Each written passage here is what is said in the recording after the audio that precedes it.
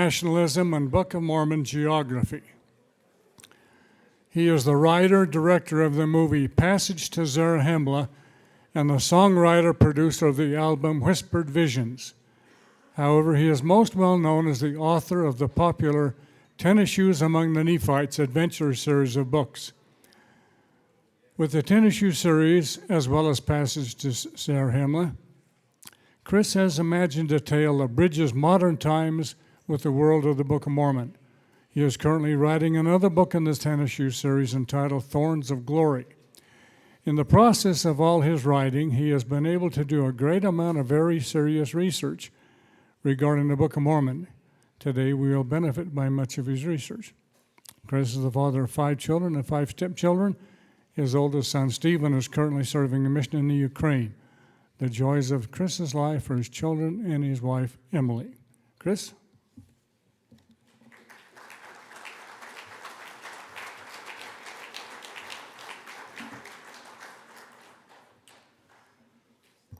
Yes, so I'm the tennis shoes guy.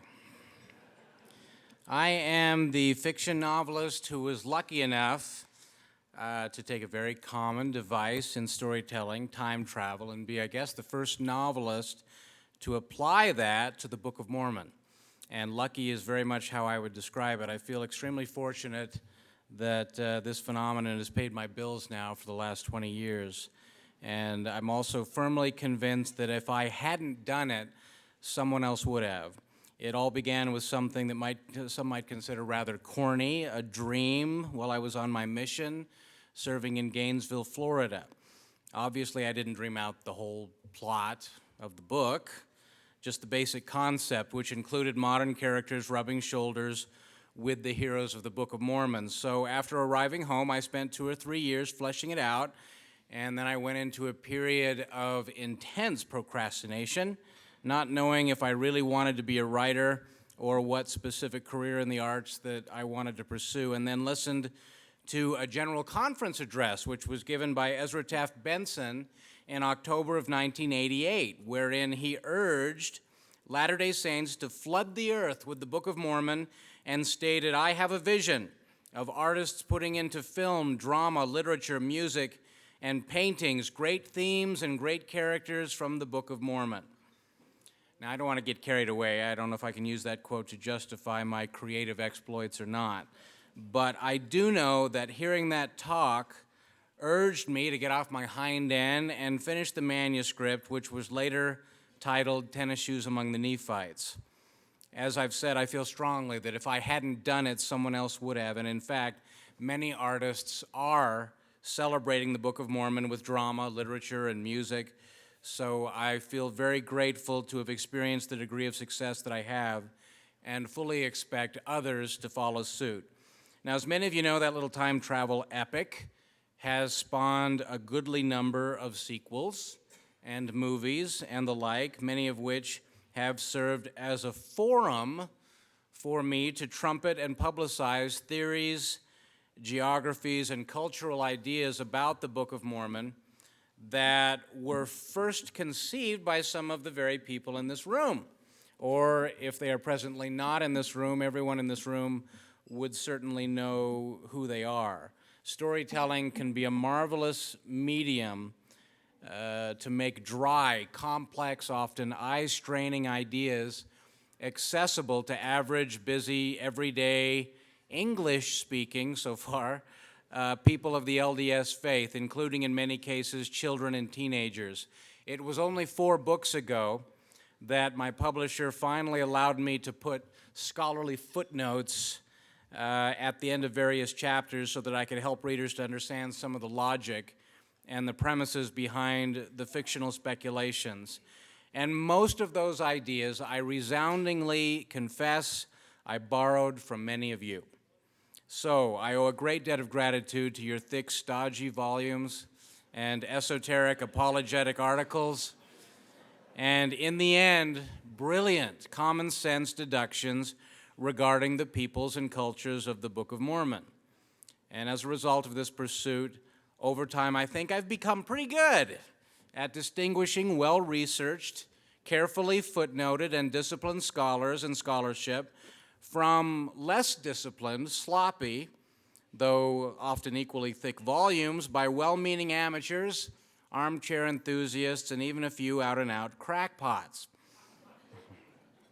No, I'm not perfect at making such distinctions by any stretch, but I'm much better at it now than I was at the beginning of my career.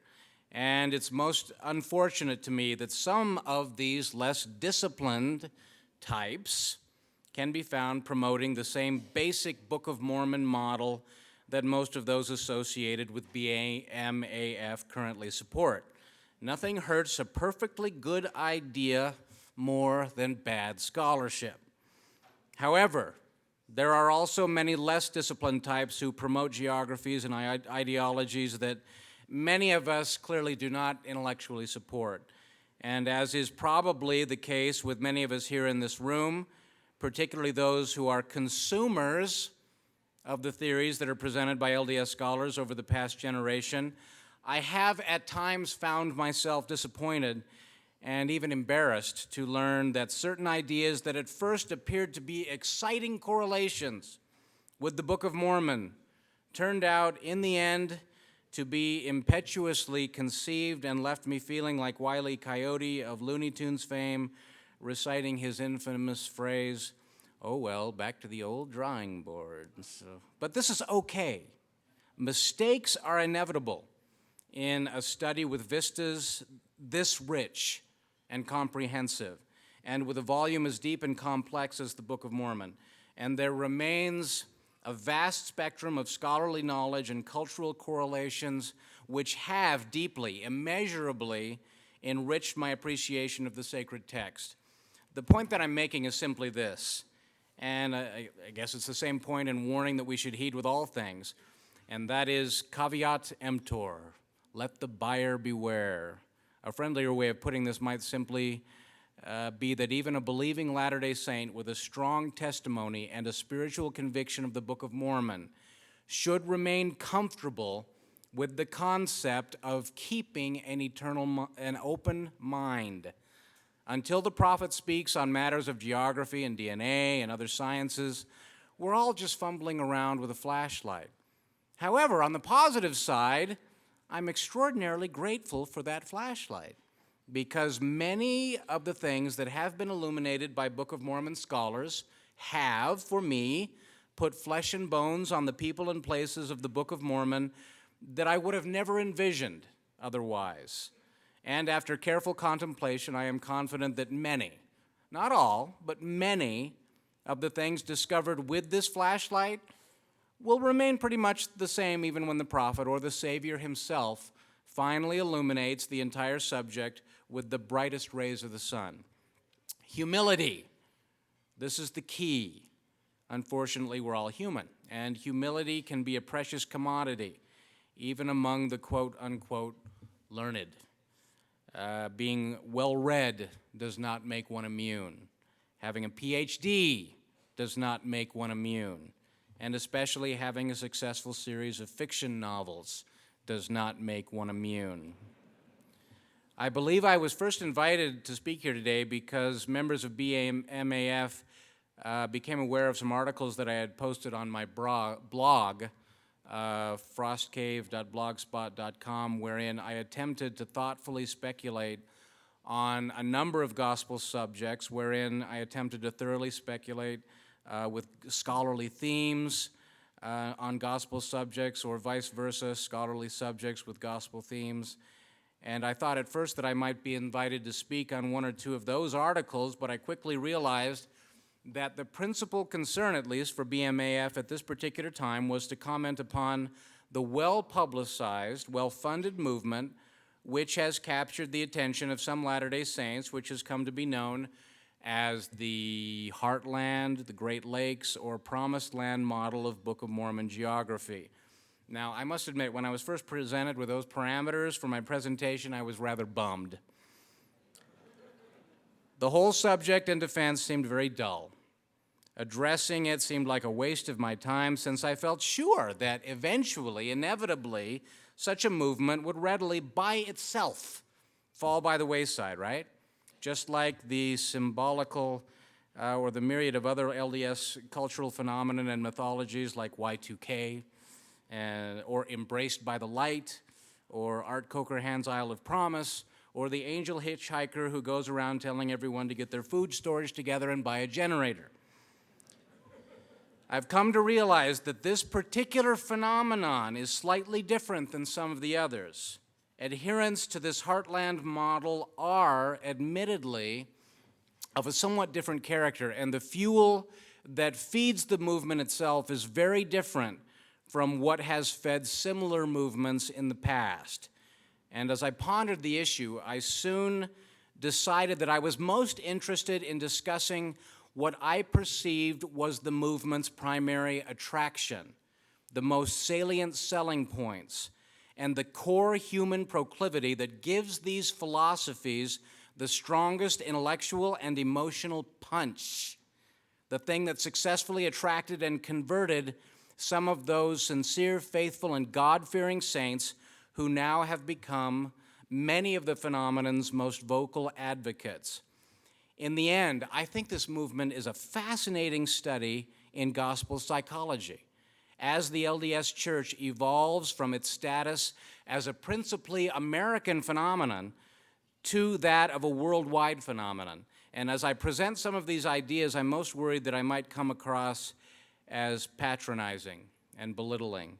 More than anything else, I hope to avoid that predilection. I recognize that the feelings surrounding this issue are very tender, very passionate, and surprisingly dogmatic. This fact was emphasized again to me just a few weeks ago while I was engaged in an autograph party at a Costco store in Orem, Utah, as I was promoting the 11th volume in my Tennis Shoes Adventure series. Now, at events like this, the sale and signing of books for customers is often feast or famine. I'm either surrounded by dozens of gushing fans who hand me book after book, or else I'm all alone twiddling my thumbs and watching cart after cart wander by with everything from bags of water softener salt to blueberry muffins. I guess that only happens at a Costco autograph signing, but it's during some of these thumb-twiddling phases that I'm often approached by some of the most unique characters that I ever meet. And this is exactly what happened during one of those lulls in Orem. A woman approached me and began the conversation by telling me how much she loved my books. But then she asked me if I'd taken the opportunity to update some of my geographical perspectives about the Book of Mormon in lieu of some of the recent studies that have established that Nephites and Lamanites lived exclusively in the eastern United States. This kind of situation always puts me in an awkward position. If it's been a long day and I'm tired and I just roll my eyes, well, I lose a book sale and maybe a fan for life. On this particular day, I was a little more alert and on my toes than usual, but still unprepared for the passion that I was about to confront. And I replied to the woman that I was familiar with those perspectives and was even in the process of studying its precepts in preparation for a talk that I was about to give for the Book of Mormon Archaeological Foundation in a couple of weeks. And then I told her dispassionately that we all needed to be careful of studies done by enthusiasts and laymen as opposed to disciplined scholars, and that often, even with disciplined scholars, we needed to be careful. And I confessed to her that because of my career, I'd had a wide range of opportunities to study and compare the writings of numerous Book of Mormon researchers, although I myself was not a scientist. Now, at that moment, I heard a voice across the aisle booming, "Well, I am." It was the woman's husband. And what he was proclaiming was that he, in fact, was a scientist and taught at a small Utah college, and that everything his wife was professing about the Book of Mormon inside the borders of the United States was absolutely true. The man proclaimed himself a physicist and fully supported the heartland model of the Book of Mormon. At that point, I informed them that my initial investigation of the Great Lakes or Heartland model was not particularly compelling, that much of the research was shoddy and often based on information or evidence compiled more than a century ago, and in general seemed interlaced with bias and prejudice, supporting a very narrow, preconceived agenda, which is usually the anathema of sound scientific research. I don't think I said it quite that eloquently, but basically that's how I replied.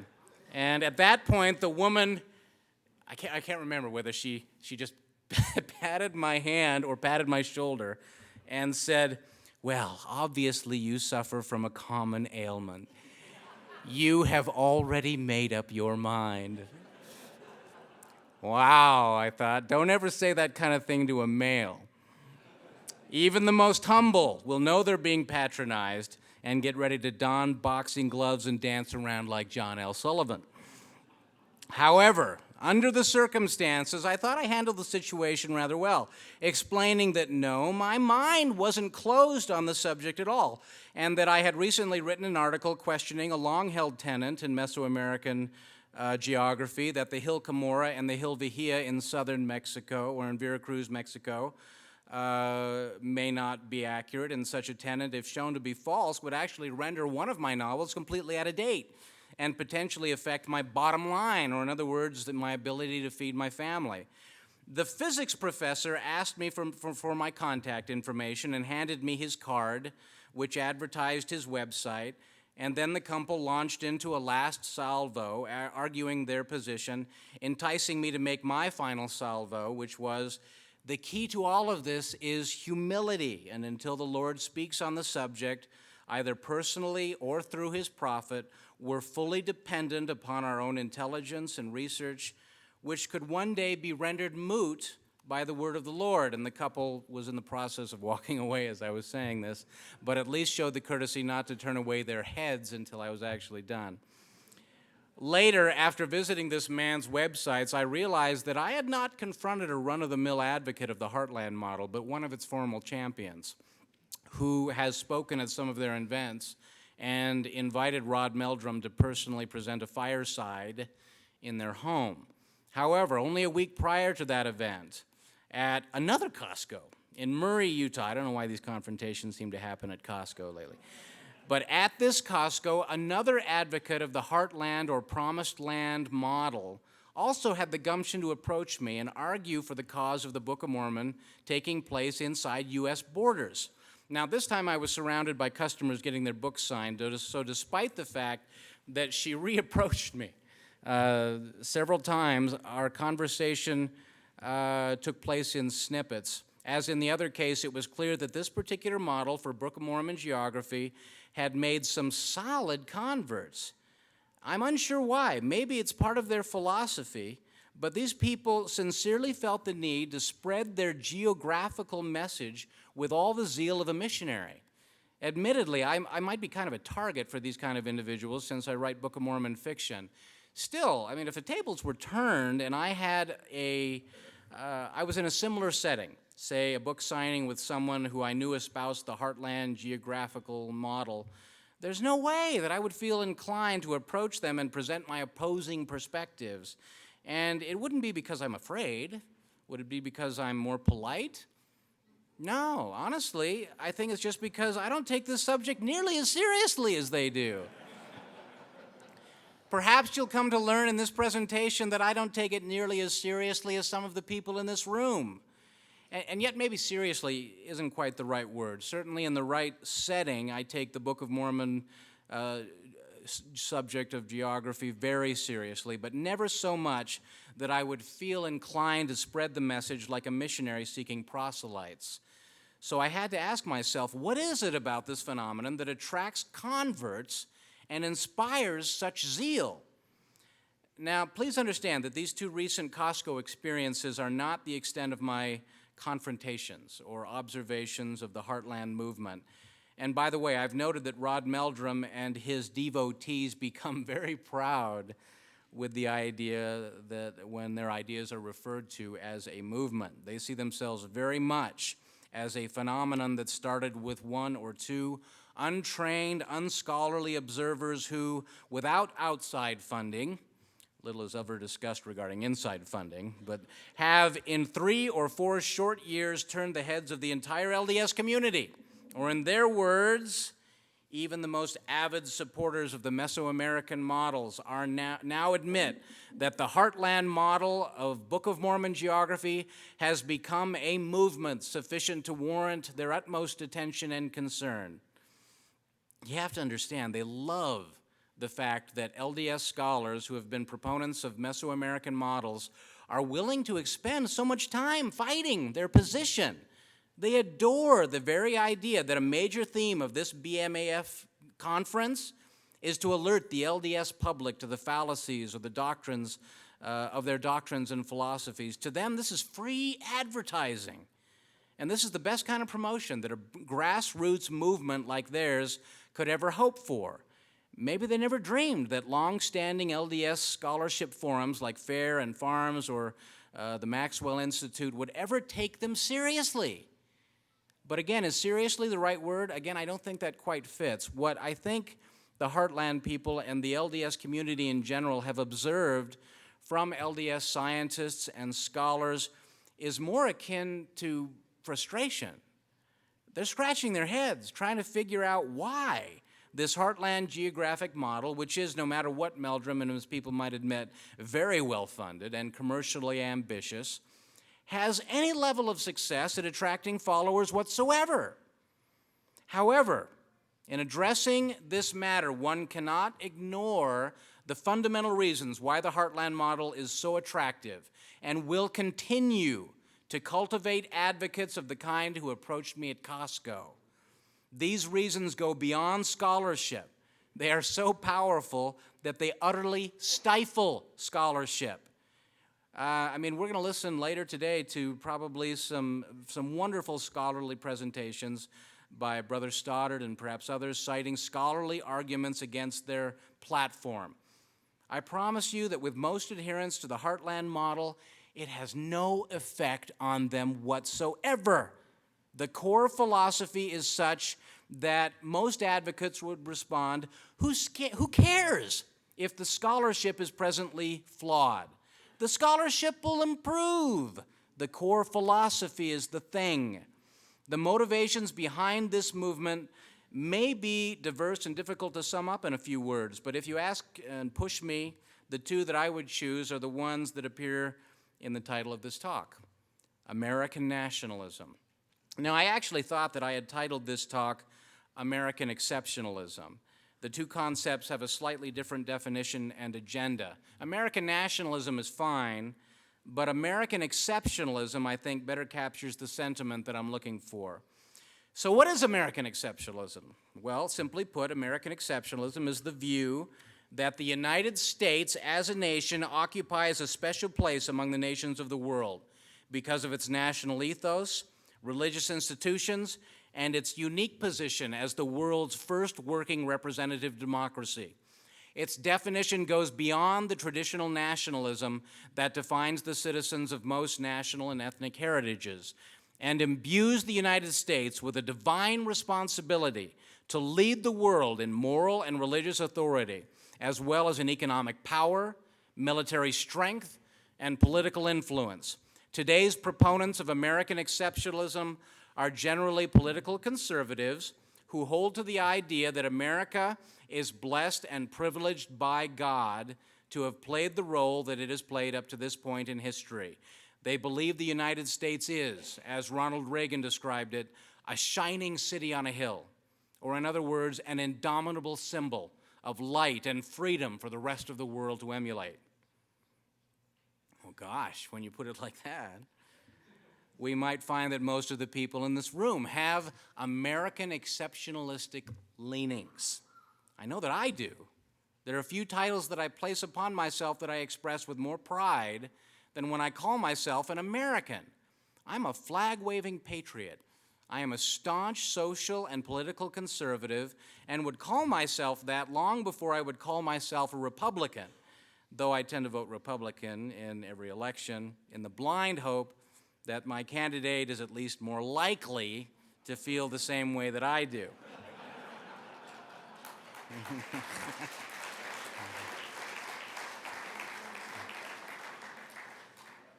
I am a Rush Limbaugh disciple, a Glenn Beck devotee, and a Tea Party sympathizer, though in the quest of making a living, I haven't yet found the opportunity to attend any of their events. The bumper sticker on my car reads, "I was anti-Obama before it was cool."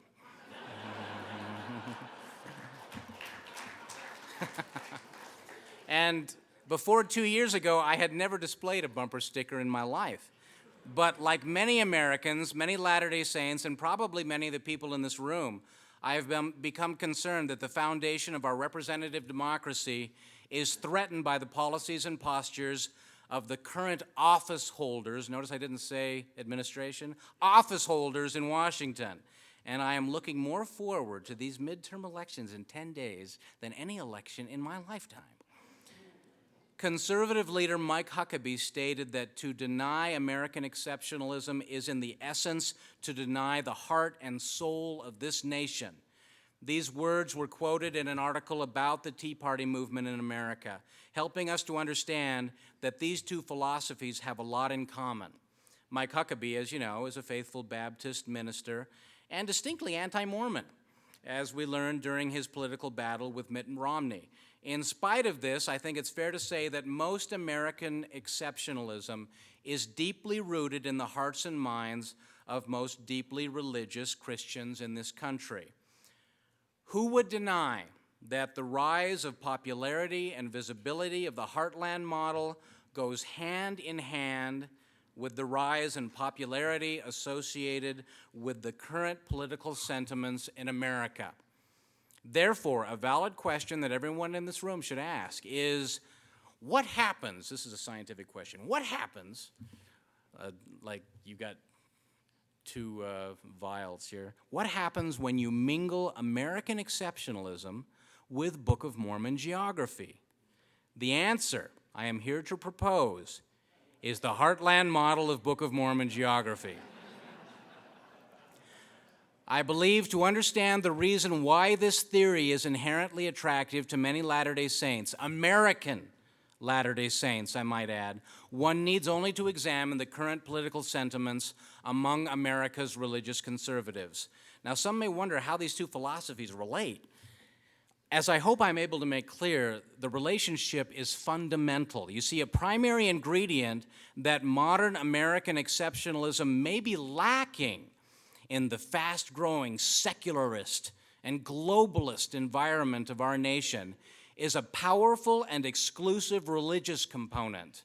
And all the better if that missing component can also be rooted in a framework of biological, anthropological, and archaeological science alongside historical scholarship. As far as I've been able to determine, no other dynamic across the spectrum of the American landscape fits more neatly into or better supports the current conservative political trends in America than the ones presented by Rod Meldrum and the Heartland or Promised Land models of Book of Mormon geography. Now, if I'm not careful, Mr. Meldrum could use that quote out of context to support his model. So let me clarify that the support that these philosophies bring to American exceptionalism are fundamentally flawed, doctrinally unsound, and spiritually damaging and isolating, not only to the church itself, as it transforms from an American organization into a worldwide organization, but to the individual Latter-day Saint who advocates it. Yes, as I've already stated, I am a proud American, but when it comes to the gospel of Jesus Christ, my patriotism and my nationalism hit a brick wall. What I mean is that's where my identity as an American is soundly trumped. I used to give a fireside talk about the labels or titles that we choose for ourselves, and I discussed how all of us identify ourselves by hundreds of different labels: a parent, a student, an American, an African American, a woman, an artist, an intellectual, a scrapbooker, a cheesehead, that's a fan of the Green Bay Packers, a Trekkie. I mean, there's hundreds of labels, but whenever any single label earns more prominence in our minds than our identity as a member of the Church of Jesus Christ of Latter-day Saints, it's my belief that the adversary will invariably, eventually, use that label to twist our loyalties and undermine our faith.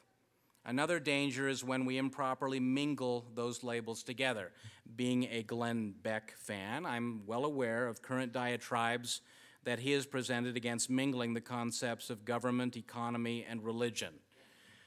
We're all aware of the dangers inherent in pegging someone with the stereotype of being a Utah Mormon. I think the same dangers can be inherent in mingling the concepts of being an American Latter-day Saint.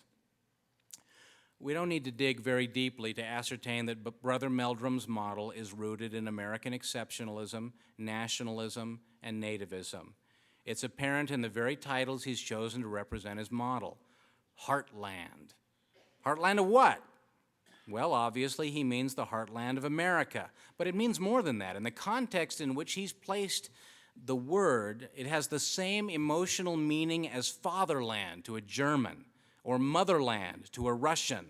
The word itself is designed to invoke warm and fuzzy images of the Declaration of Independence, Minutemen pounding on drums, and the Stars and Stripes. In fact, those are the very images that appear on Brother Meldrum's website, FIRM, or the Foundation of Indigenous Research in Mormonism. Their recent symposium in Utah County was entitled America's Freedom Education Week, and according to the list of presenters and presentations, freely mingled conservative patriotism with the concepts of Heartland Book of Mormon geography. I believe the Heartland people are well aware of those tenets that comprise their most successful sales tactics, and they know that their future success depends upon milking the most profitable dynamic. To maximize their visibility and success, it is imperative to mingle American exceptionalism and Book of Mormon geography. The tactic itself is as old and wily as it can be. Push a controversial and unpublicized agenda by intermixing it with something that few can disagree with. All the better if that mutually agreed upon thing is emotionally evocative. Another phrase highly publicized by the Heartland people is promised land. Very powerful words, particularly for Latter-day Saints. And it goes to the heart of the most fundamental point that they use to support their geographic model. The idea that the United States is the only nation that could possibly be defined by the parameters of a blessed nation, as described by the Book of Mormon. Here's Brother Meldrum in his own words. Does the Book of Mormon indicate the location of the promised land? Yes. Again, the Book of Mormon consistently gives us guidance and direction if we will simply look for it. The DVD presentation develops for the first time a scriptural chainmail that firmly and conclusively indicates exactly where the promised land of the Book of Mormon is to be found. There are 36 specific prophecies and promises found in over 200 scriptural passages pertaining to the promised land of the latter days. Each of these are fulfilled in only one latter-day nation, as defined by Scripture. That nation is the United States of America. This is supported by the text of the Book of Mormon, along with the Doctrine and Covenants, both considered holy canon of the Church. The Book of Mormon occurred on the promised land according to its record, making the United States of America the principal location of its geography. In the interest of time, let's focus on what many would probably concede is the most specific of these 200 scriptural passages, namely 2 Nephi chapter 1, verses 5 through 9. I have it all written down here, but I'm not going to read it for you because you're going to think you don't have to do your scripture study tonight. And you do. So, I'll just read you as you study those verses yourself. In 2 Nephi chapter 1, verses 5 through 9. Okay?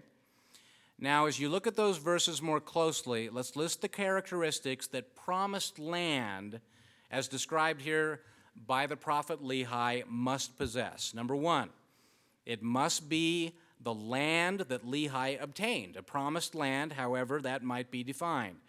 Number two, it must be choice above all other lands. Number three, it must, according to the Lord's covenant, be a land of inheritance for Lehi's seed. 4, it must also be a land of inheritance for the people of other countries who are led there by the hand of the Lord. 5, it must be a land that no one is allowed to come to except they are led there by the hand of God. 6, it is a land consecrated unto those whom the Lord will bring. 7, it shall be a land of liberty, but only to those who shall serve the Lord according to the commandments which he has given them. 8, it shall be a land which is never brought into captivity unless the land falls into iniquity. That caveat is very important.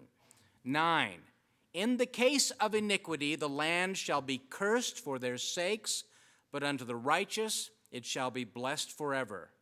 And finally, 10, for a long period of time the land shall be kept from the knowledge of other lands, to keep it from being overrun and, we presume, defiled as a place of inheritance. And then it emphasizes again in verse 9 that those in the land who follow the Lord's commandments will be prosperous, blessed, protected, safe, and never molested. Now, I mention again, the published material by the Heartland people emphasizes many more verses than the ones I've highlighted here, but I'm not sure any of those other verses highlight characteristics different than those that are mentioned in the first chapter of 2 Nephi. So I'll ask, which of these verses could be characterized as only referring to the United States of America? I think it's common knowledge, so I didn't even bother to look up a reference, that most of the other nations, if not all of the other nations of North and South America, after obtaining independence from their mother countries, used the Constitution of the United States as the model for their own constitutions. To this day, there has never been a king upon the modern landscape of North or South America. Yes, there have been a few nasty dictators who are, for all practical purposes, synonymous with wicked kings, but the Nephites and Lamanites dealt with those kind of leaders too. So in such cases, we refer back to the caveat that the Lord's protection is only guaranteed when the inhabitants are righteous and do not fall into iniquity. So why is Cuba currently governed by a dictatorship? I'm not sure. It's likely that Cuban nationals who defected to the United States would have some strong opinions about that. But the fact is, according to the Book of Mormon, if the people follow the Lord's commandments and repent of their sins, they will, if they are indeed inhabitants of the promised land, remain a free and prosperous people. In my personal studies of the arguments and materials published and presented by Rod Meldrum, Bruce Porter, Wayne May, and many of the other Heartland advocates, there is nothing that persuades me that the verses of the Book of Mormon and the Doctrine and Covenants describe exclusively the lands inside the natural borders of the United States of America. As I've already stated, I am indeed a flag-waving, patriotic American, but even the thought that somehow America or Americans, or this land alone, is exclusively favored or blessed by the hand of God, and that Mexico, Chile, Peru, Canada, and other Western Hemisphere nations fall outside the parameters of that definition is revolting to me. It's revolting and offensive. I hope it's revolting and offensive to everyone else in this room. Finally, I hope it's revolting.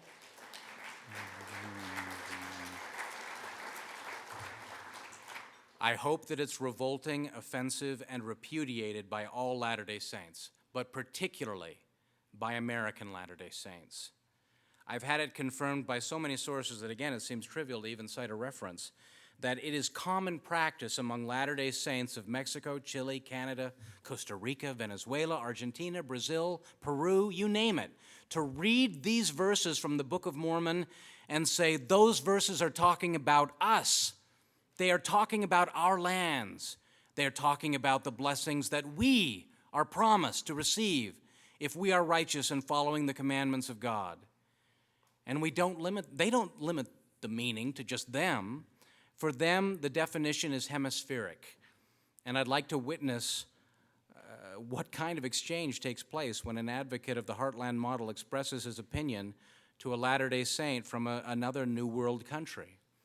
My opinion would be that This is American exceptionalism at its very worst, and may actually go a long way toward explaining why some people in foreign countries despise and distrust Americans, always feeling that they will invariably put their own self-interests first.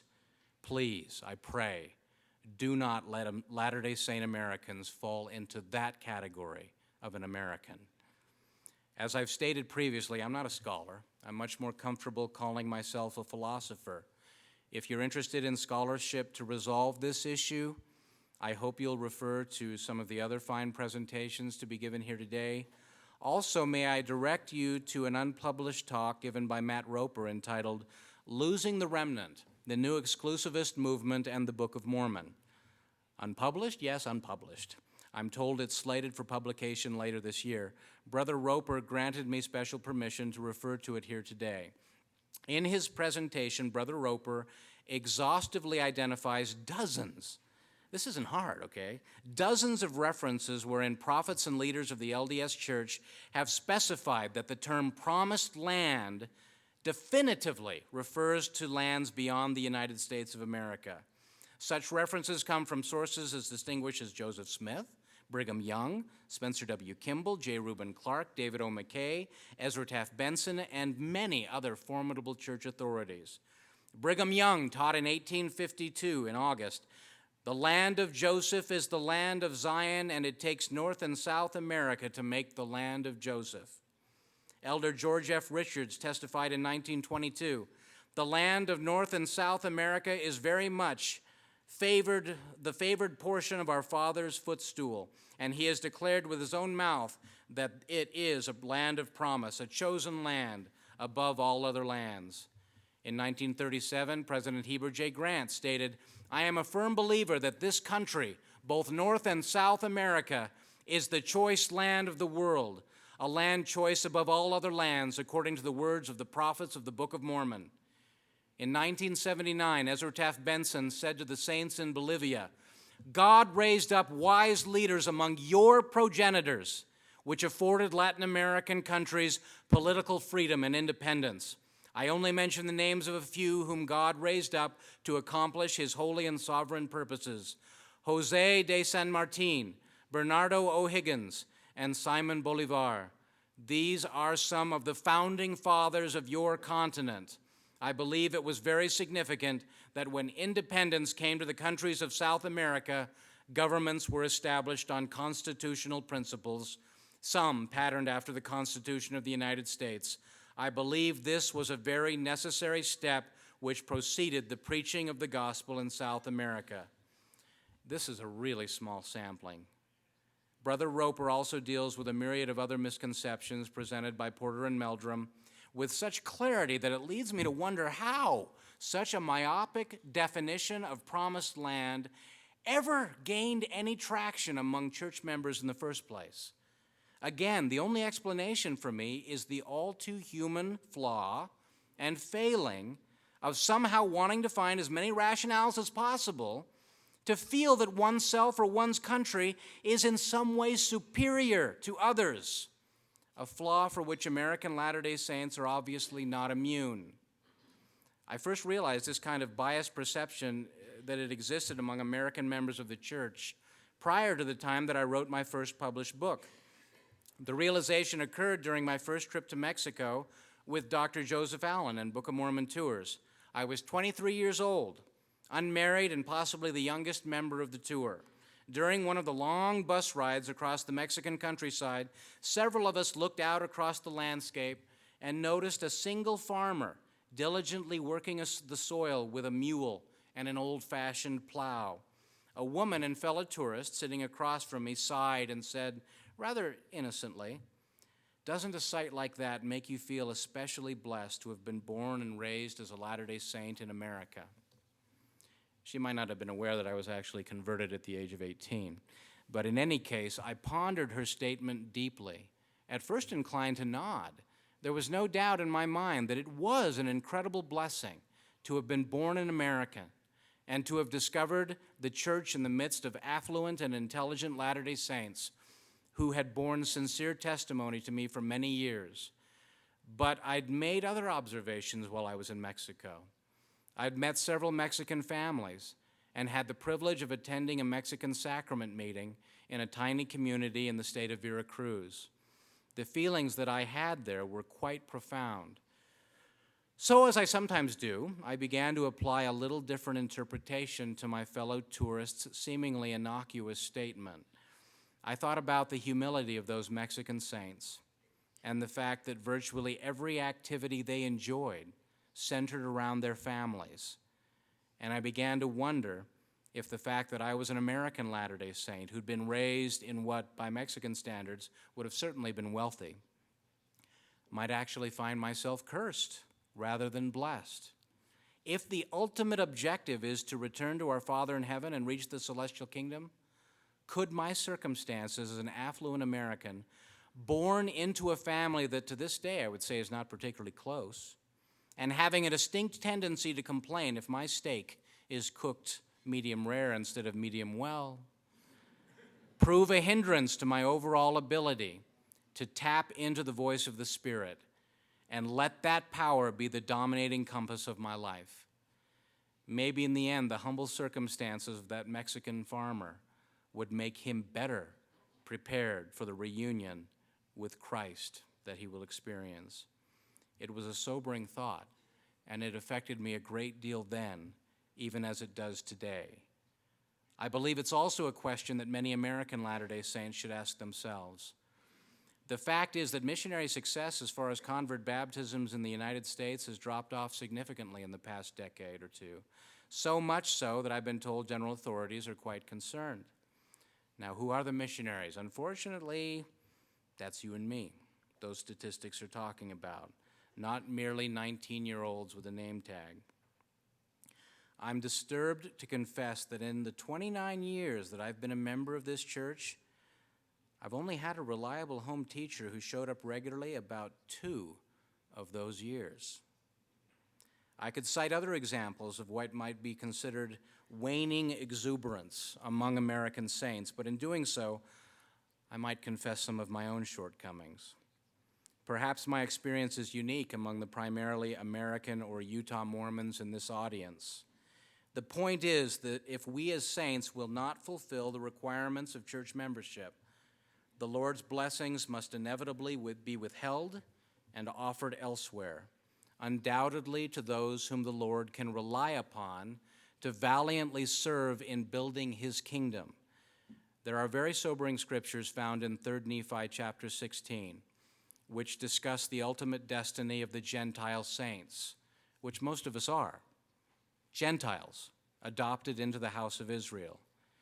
These verses discuss a transition within the church back to being an organization whose descendants are predominantly of the house of Israel.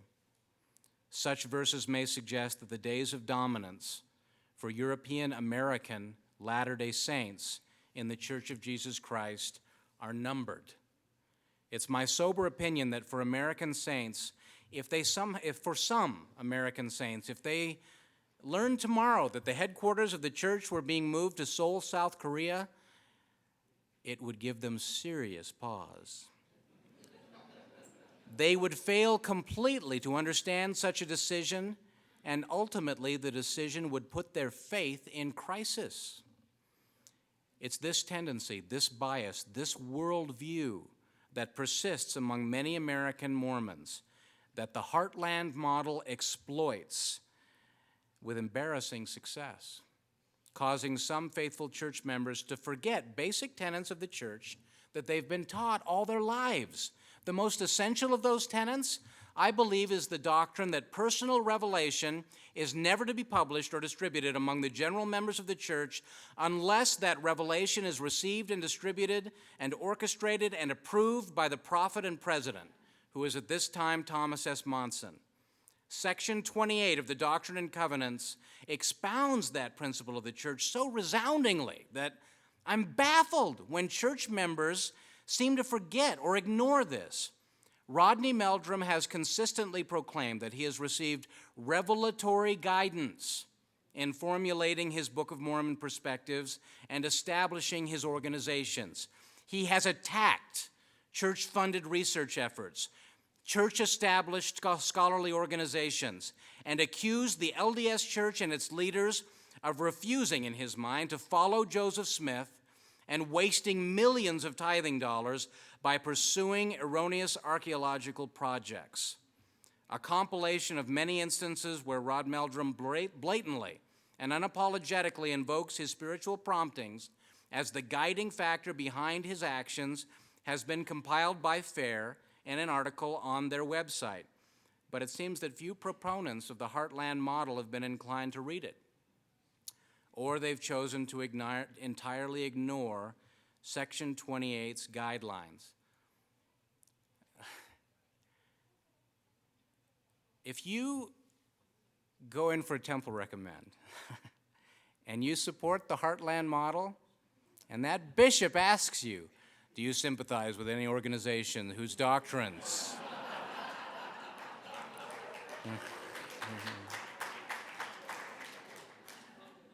who teach doctrines that are in opposition to the Church of Jesus Christ of Latter-day Saints? If you're a Heartland advocate, you gotta say yes. I do. Directly against the teachings of the Church of Jesus Christ of Latter-day Saints. I'd heard a rumor that Brother Meldrum was trying to back away and temper such remarks, but in a newsletter published in June-July of this year, Brother Meldrum reinforces his method for proving his arguments. After relishing the fact that his theories have provoked so many rebuttals from organizations like FAIR and BMAF and a PowerPoint presentation by Joseph and Blake Allen, he writes, one might ask, why would the Firm Foundation, that's, of course, as I said, Meldrum's new counter-organization to FAIR, provide links to these websites like FAIR and BMAF? Wouldn't we be afraid to have folks see the materials critical of the Heartland model? We have always encouraged folks to study things out in their own minds and then do as the Scriptures indicate. Ask the source of all truth if it be right or wrong. Those who have objectively considered the research provided in the new 5-DVD series, Book of Mormon Evidence, don't require others to respond to the questions brought up in the Allen's PowerPoint. They can answer those questions for themselves. And when they see inaccurate information or erroneous conclusions in regard to the Heartland model, it is more likely to strengthen their desire to learn more of the Heartland model. I'm not going to mince words. This is nefarious stuff. What Brother Meldrum boldly asserts is that General Latter-day Saints are fully authorized to receive revelation on matters for which the prophet and leaders of the LDS Church have offered no definitive doctrine or direction. In fact, have offered definitive direction to the contrary. But don't be shocked. This kind of spiritual manipulation has been taking place in our midst for generations and must continuously be corrected by church leaders. Persons attempting to advocate a certain position, often they just can't overcome the temptation to state, in essence, I have learned by the Spirit of revelation that what I am proposing is true. And if somehow you fail to receive the same spiritual confirmation, well, it must mean you're not praying enough. You're not worthy, or you're not able to detect the Spirit's voice, leaving the other person feeling that if they somehow fail to receive confirmation, one way or the other, they must be less of a Latter-day Saint. So, to save face, the vulnerable pupil either pretends to have received the necessary revelation, or they must misinterpret what a spiritual prompting actually is. However, there's a third option. Both parties, because they have failed to understand or deliberately ignored the rules and principles of revelatory stewardship, could actually receive a revelation, but not from our Father in heaven. This is why Section 28 was given to us. This is why the principles of revelatory stewardship have been so carefully established in the Lord's church. How many of you have ever had some person who is close to you approach and say, I've been praying about your situation? Or, you've been heavily on my mind of late, and I feel prompted that I should tell you the following. Yuck! I had this happen to me recently, and all I could think was, yuck! The polite response usually is, well, I'll pray about it too. And If I receive the same message, I'll let you know. But you don't even have to do that. If the person who has approached you has no position of stewardship or authority over you, or even if they have authority, but that does not encompass the subject of their message, you don't need verification. The situation is already twisted. The person bringing the message may even love you and be well-meaning, but the truth is they are attempting to manipulate you, and for some reason feel that the wisdom or advice is augmented if they can give it just a spiritual edge. I urge all of us to lovingly correct any such manipulations. If we fail to do so and somehow start down a path suggested by the revelator, the end result will invariably be heartbreak and disaster, and the adversary will be laughing.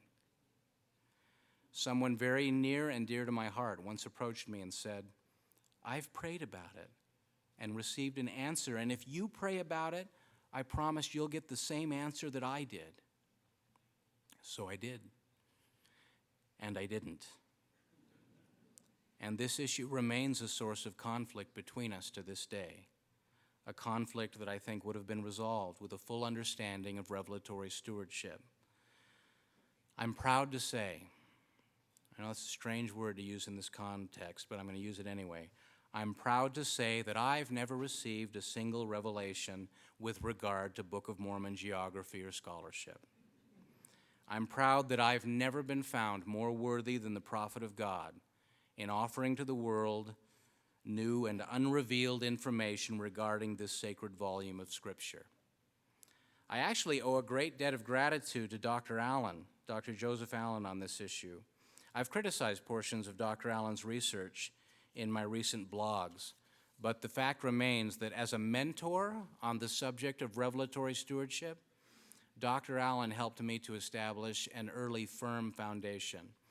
As I said before, I went on tour with Dr. Allen when I was 23, still vulnerable, still impressionable, like so many members of the church, and for some reason I couldn't help but ask him at one point how he felt spiritually about some of the proposals that he was making regarding Book of Mormon locations.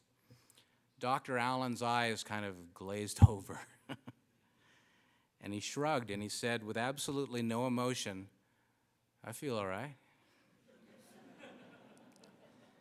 He went on to explain that it wasn't his place to feel anything, one way or another. He was just doing the best that he could with the information available. I've always been grateful for the stance that he took on such a matter when I was still very young in the gospel of Jesus Christ. There's no telling what the future holds for organizations like FIRM or Rodney Meldrum or the Heartland model of Book of Mormon geography. Some may be convinced that American exceptionalism has nothing to do with their convictions regarding the model. They're simply intellectually convinced. Or, no matter how hard they try, the inner bias and prejudice are so deeply entrenched they just can't escape it. Others might ask, what harm is there in studying one model over another? The answer to that question depends upon who's asking it and why they're asking it. The harm could be negligible or it could be substantial. As the LDS website FAIR states, if members of the church or sincere investigators are told that a certain set of facts or scientific findings support the gospel, they may later feel misled or deceived when they learn that those facts have been misrepresented or misinterpreted. If they are encouraged to anchor their faith to the sands of a flawed argument, when the truth washes the sand away, the believer's faith may go with it. There's no doubt that the harm to the Church of Jesus Christ of Latter-day Saints in general is the divisiveness that this movement has provoked among its members. Additional harm is added to the mix in that some members of the church seem more prone to reject the pursuit of scholarship altogether. I have no doubt that the conflict of Book of Mormon geography exclusively inside U.S. borders versus other geography models will indeed cause some to abandon their faith. I was sent a link by the author of an internet article who offered a harsh criticism of me and today's speech before I'd even given it. The man wholeheartedly believes in the Book of Mormon, believes in the Heartland model, and has rejected the LDS Church and its leaders. I couldn't have conceived such a thing, that it even existed, but it most definitely does. The adversary has a wide range of stratagems and devices that he employs to deceive church members and drive a stake into their testimonies. But it is sincerely a shame if a phenomenon like this one becomes the means of driving anyone to question the truthfulness of the Book of Mormon, the gospel of Jesus Christ, or the organization the Lord has established to represent him. But such a consequence seems inevitable when a set of facts or findings are anchored deliberately or inadvertently to trends of nationalism and exceptionalism that have so passionately captivated American conservatives over the past several years. May we always take pride in our American citizenship, and may we honor it by acts of patriotism and service. But may we never allow our national pride to trump our faith or interfere with the overall mission of the Lord's church in penetrating every continent, visiting every clime, sweeping every country, and sounding in every ear, till the purposes of God shall be accomplished, and the great Jehovah shall say, the work is done. In the name of Jesus Christ, amen.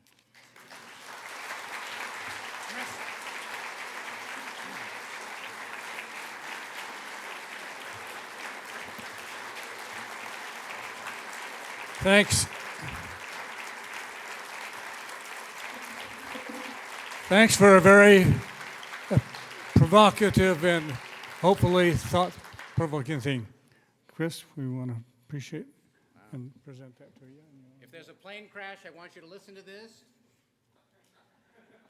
and you'll find out what caused the plane crash. Thank you. Thank you. Great. If you'll kind of make some space for the servers to come in and put your salads and get ready to have our dinner. We do have